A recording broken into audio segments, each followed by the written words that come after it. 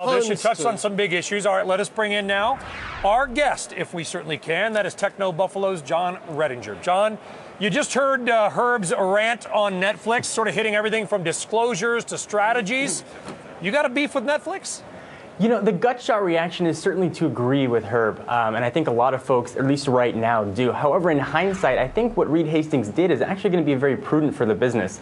The writing is all over the digital wall. Physical media is dying, and Netflix's name is squarely implanted in association with that physical media.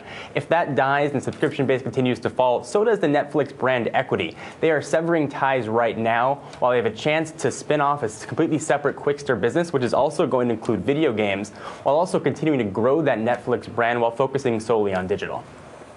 So, bottom line here, Netflix as it might remain, right? Forget Qwikster, just streaming. Is it going to be a better company? I mean, isn't that the goal of doing something like this, to get stronger? Is it going to work? Long term, this is going to be a great business decision for Netflix. The timing, though, as Herb mentioned, is atrocious. They're in the middle of huge contract negotiations with major studios to get content.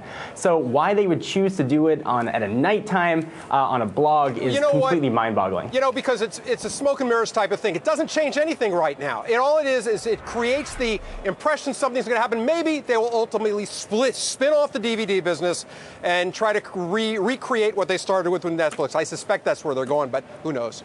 Yeah, you know, I would assume so. Essentially what Netflix is doing is they're holding up their piece of business and they're cutting off the fat, or what they think is going to be the fat in the next few years. So, Herb, I mean, what's your final take on this? Because I'm kind of coming away thinking my take is John's saying it's a great company. I mean, you're bashing management. No, look, they executed. They did what they had to do, I suspect, to get rid of the bad stuff, allegedly, the bad stuff. But you know what? The DVDs are still an important part. Look, they still have the fixed costs, no matter what they do. There's still the old legacy Netflix as part of this entire company. I'll tell you what, Netflix and John, and we don't have time to get into it. John Rettinger, thank you very much for joining us. We'll get you back soon. And by the way, he's confirming what the skeptics said about the company.